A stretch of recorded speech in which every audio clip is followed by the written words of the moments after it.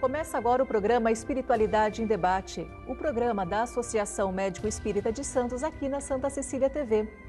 O nosso entrevistado de hoje é o assistente social Maurício Zomignani e ele vai falar sobre o livro Simplice, a saúde segundo Jesus. Isso mesmo, Giovana.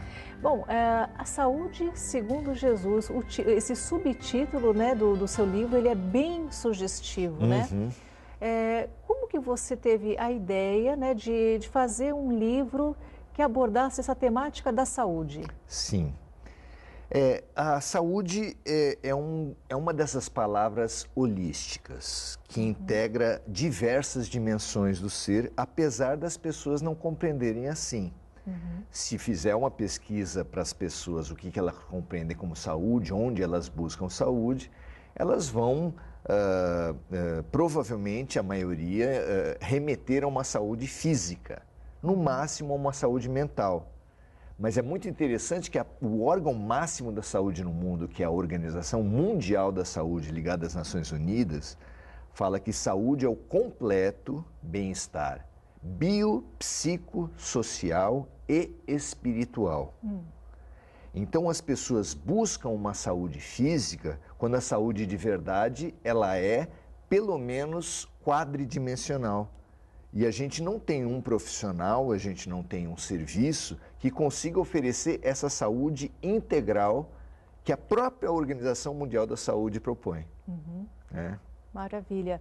E aí, você, no seu trabalho, né, de assistente social, então você deve ter visto algumas diferenças nas qualidades da saúde das pessoas. Nos nossos estudos espirituais e no nosso trabalho como assistente social, a gente percebe que muitas vezes as pessoas estão assintomáticas, estão sem nenhum sintoma de um problema orgânico, nem mesmo detectável um problema de saúde mental, mas elas têm, por exemplo, um problema de doença social e espiritual. A doença social ela é praticamente desconhecida. Se uma pessoa tiver assintomática, tanto no campo físico quanto no campo mental, mas estiver com as suas relações muito complicadas, como por exemplo no fórum a gente vê as pessoas numa situação de conflito, que deixa de lado o seu próprio filho, por exemplo, numa disputa de guarda, para acusar o outro, para querer vencer o outro, como se essa vitória que coloque em risco o seu próprio filho significasse uma vitória real. Que vitória é essa que coloca em vulnerabilidade o seu próprio filho? Né? Então, a saúde é, sem dúvida, muito mais do que o senso comum pressupõe como saúde e mais até do que os serviços e profissionais de saúde oferecem hoje. A gente compara assim, se você tem um terreno quadrado e fizer muros altos em 3 lados, mas deixar o 4º lado absolutamente descoberto, você não vai ter segurança. E também você não vai ter saúde se você tiver, por exemplo, saúde nos aspectos físico, mental e social, mas não no sentido espiritual. Né? A saúde ou é integral ou não é saúde. Você, no seu dia a dia, você acha que a saúde espiritual é um pouco negligenciada? Sem dúvida. Eu acho que das 4 dimensões, a saúde social e a saúde espiritual são negligenciadas. A gente não se concebe como antenas ambulantes que estamos o tempo todo captando, a depender da sintonia. Certo. Né? Então, por não se perceber assim, a inconsciência faz com que nós sejamos influenciados sem perceber. Como também nas relações entre os homens, entre as pessoas encarnadas, entre as pessoas que vivem normalmente na vida, se você não percebe que há diferentes processos de influenciação do comportamento, como por exemplo a publicidade, se você desmerece a importância da publicidade, você tende a ser manipulado e ter sede de um certo refrigerante, fome de um certo sanduíche, porque aquilo foi programado na sua cabeça. Na sua inconsciência, você se torna um objeto das influências na vida social, na vida política, né? E se isso existe entre o visível, vai existir ainda mais do visível para com o invisível. Né? Desde que a gente não tenha consciência, a tendência é que a gente seja influenciado, não perceba e tenha uma vida inconsciente. Certo. E aí a gente, com tudo isso, né, com toda essa exposição da vida moderna que a gente tem a influência, que a gente sofre influências, a gente está num ambiente que favorece isso, aí a gente se remete ao subtítulo do seu livro, Jesus. Isso. Né? Porque, na verdade, se não existe um serviço, se raríssimos são os profissionais de saúde que englobarem as 4 dimensões do ser, quem é que vai fazer essa integração das diferentes informações de promoção de saúde? Você recebe uma orientação no seu centro religioso, você recebe uma orientação no seu médico, no seu psicólogo, no trabalhador das relações sociais. E quem integra tudo isso na promoção da saúde integral? Na minha opinião, somos nós mesmos que temos que fazer essa síntese e essa promoção da saúde integral. Mas baseado no quê? Qual é o conhecimento que integra tantas dimensões do ser? Nós encontramos isso no Evangelho, e particularmente no Evangelho de Lucas, que é o único dos evangelistas que é médico. Certo.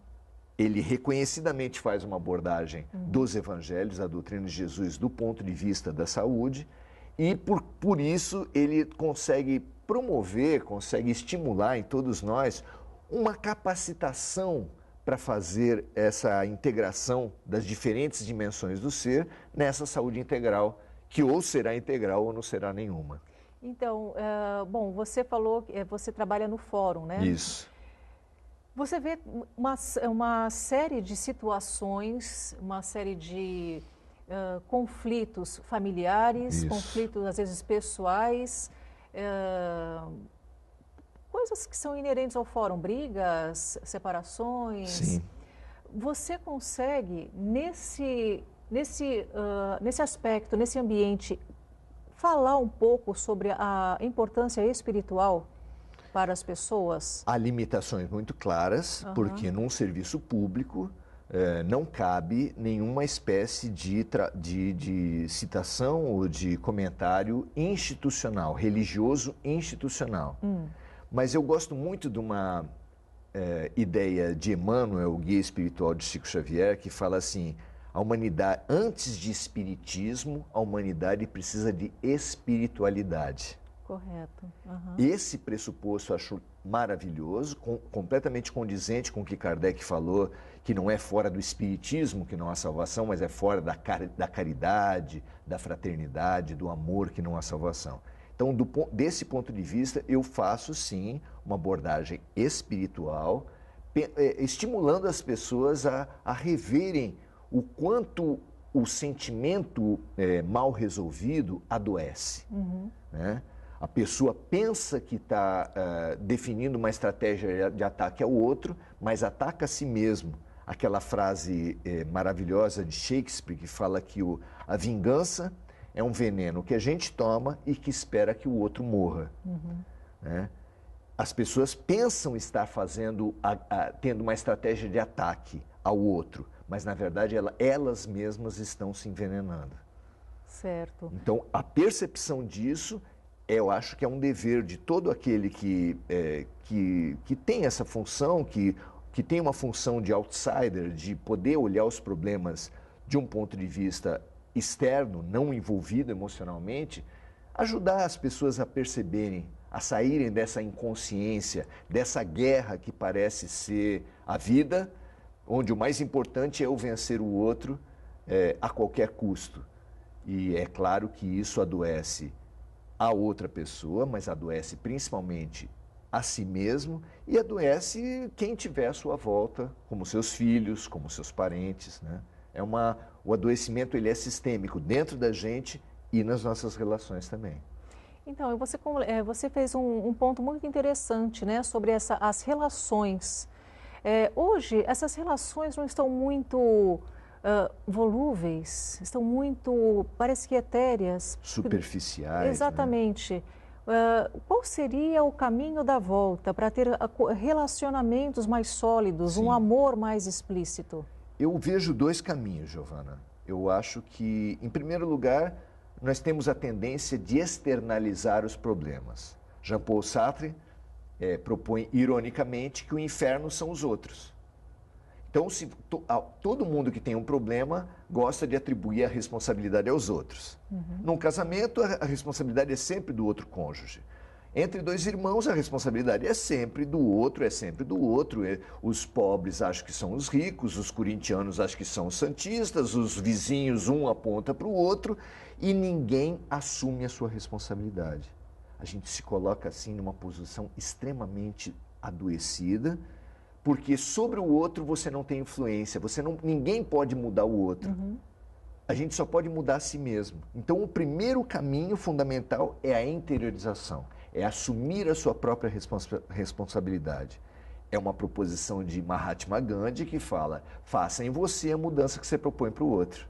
Nesses tempos de combate à corrupção, por exemplo, fica claro que a gente só vai ter condições, só vai fomentar condições de a política ser mais limpa, menos corrupta, quanto menos corrupta for a própria sociedade, quanto mais práticas éticas forem desenvolvidas na própria sociedade. Aí você tem capital para exigir da nossa classe dirigente que seja cada vez mais ética. Esse é um primeiro campo fundamental, sair dessa exteriorização dos problemas que nos imobiliza porque nós não temos controle sobre o comportamento do outro, para uma interiorização que nos potencializa, porque esse é o território que só você manda, no seu pensamento, nas suas emoções só você manda. Né? E a outra questão fundamental, que também é um grande equívoco epistemológico do ser, ou seja, nós vemos a vida de uma maneira errada, é que a gente se amarra ao passado pelas mágoas e pelas culpas, preconceitos, medos, lixo espiritual, lixo psicológico, lixo de alma, que a gente se amarra ao passado, fica como cachorro amarrado na árvore, e também se amarra ao futuro. Por mais incrível que seja, nós gostamos de nos amarrar ao futuro, por dois instrumentos principais: o controle do futuro, o planejamento do futuro, a preparação, né? E a ansiedade, que é um mal praticamente universal. Então, vivendo no passado e vivendo no futuro, a gente deixa de perceber aonde estão as soluções e os remédios da nossa vida, que é no presente. O presente é a síntese de todas as determinações. O poder do agora, como diz um livro muito interessante que nos propõe exatamente isso, que a gente consiga se abster das ilusões, porque o passado é uma mera lembrança.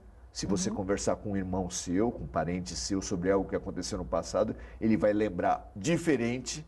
O passado que está na sua cabeça não é o passado dele. E o futuro, então? O que é o futuro? O futuro é uma criação mental. Certo. A única realidade da vida está no presente. E a gente, amarrado no passado e amarrado no futuro, deixa passar as grandes, as maravilhosas oportunidades do presente. Hoje é muito comum que você converse com pessoas que estão conversando com você e mexendo no celular ao mesmo tempo. Exato. Até para falar sobre essa influência da tecnologia no nosso próprio adoecimento, nós vamos deixar para o nosso próximo bloco. Perfeito. Voltamos já já.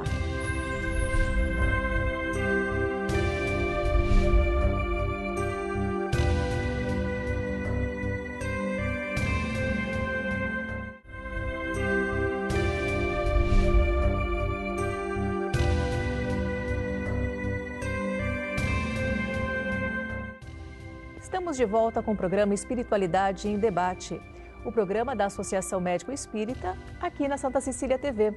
Para saber mais informações sobre a Associação Médico Espírita de Santos, entre em nosso site www.amesantos.net.br ou também através de nossa página no Facebook, que é Ame-Santos. Lá você saberá não só os cursos, mas também as palestras que os membros da Ame Santos realizam, não só em Santos, mas em toda a Baixada Santista. No programa de hoje nós estamos falando sobre a saúde, segundo Jesus, com o assistente social Maurício Zomignani, que escreveu um livro simples e que aborda um pouco essa questão, né? Sim. Maurício, você no nosso finalzinho do bloco anterior falou sobre uma questão que está muito pertinente, né, ao mundo de hoje, que é a questão da tecnologia, que também favorece ao adoecimento, né? Sim, sim. Como tem sido a tua vivência, o teu olhar sobre isso? Tem um ditado, eu gosto muito do senso comum, que ele tem alguma riqueza do homem comum. Ele fala que quem conta um conto aumenta um ponto. Isso quer dizer que quanto mais intermediários tiver na comunicação de dois seres, pior. Porque o intermediário ele tende a distorcer a mensagem entre o emissor e o receptor. Isso é básico em qualquer processo de comunicação. Então, nós hoje nos louvamos, nós idolatramos os intermediários. Quanto mais intermediário tiver, melhor, porque é melhor a comunicação, é mais idealizada, está priorizada a comunicação com o intermediário, que é o celular, ou o computador, ou qualquer mídia, que, aliás, o significado é mediador, é intermediário, e a gente idolatra isso em detrimento da comunicação direta. E também privilegiando a palavra. E a palavra, ela é maravilhosa, eu adoro a palavra, mas a palavra é restritiva demais. Quando a gente está conversando olho no olho, eu tenho diversos outros signos que estão comunicando nessa nossa relação.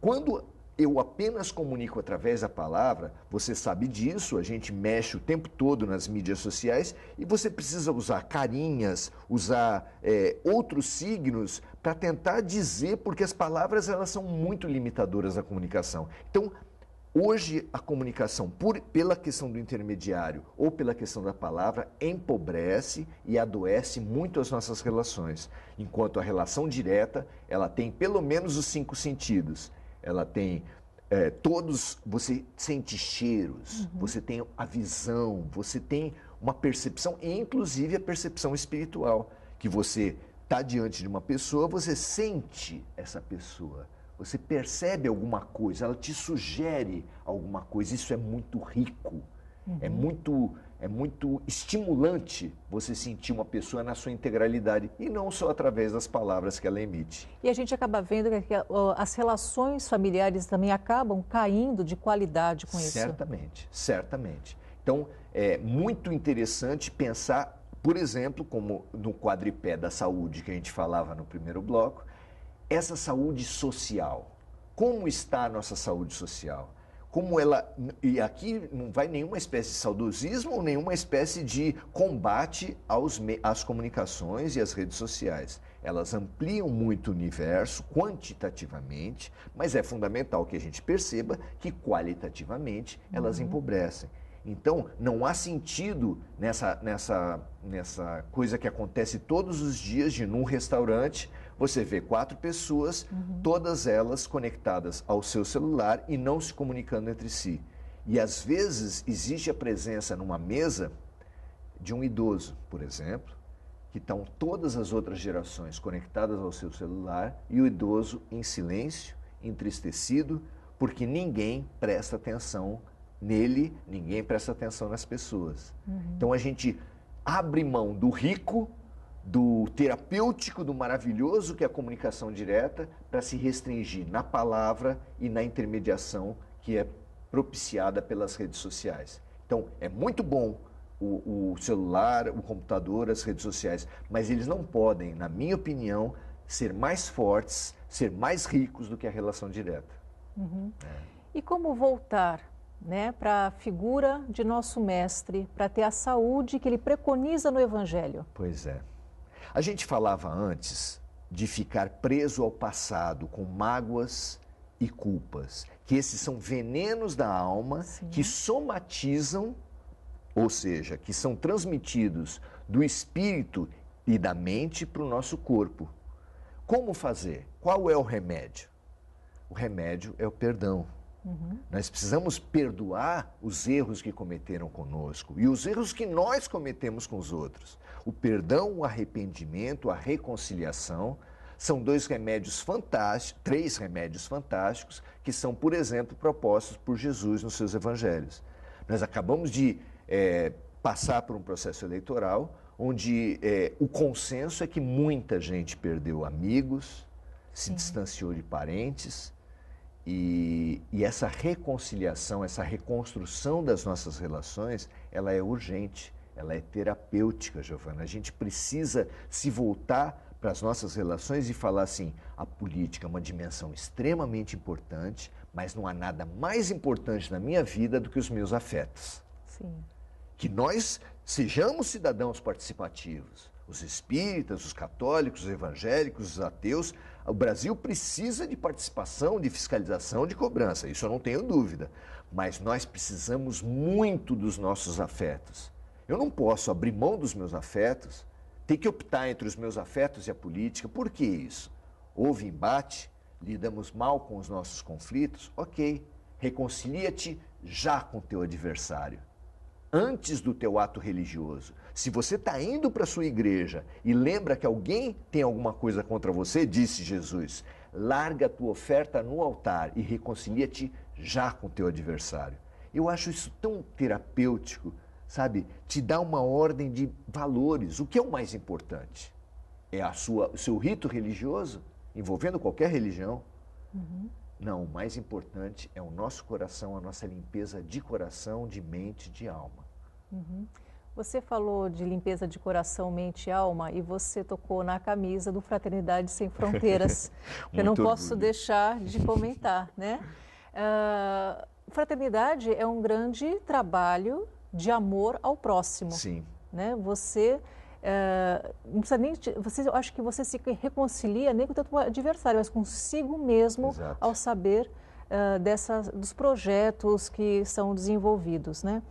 Falta um pouco mais de caridade ao ser humano? Sem Falta dúvida. O olhar ao próximo? Sem dúvida. E entender o que vem a ser caridade.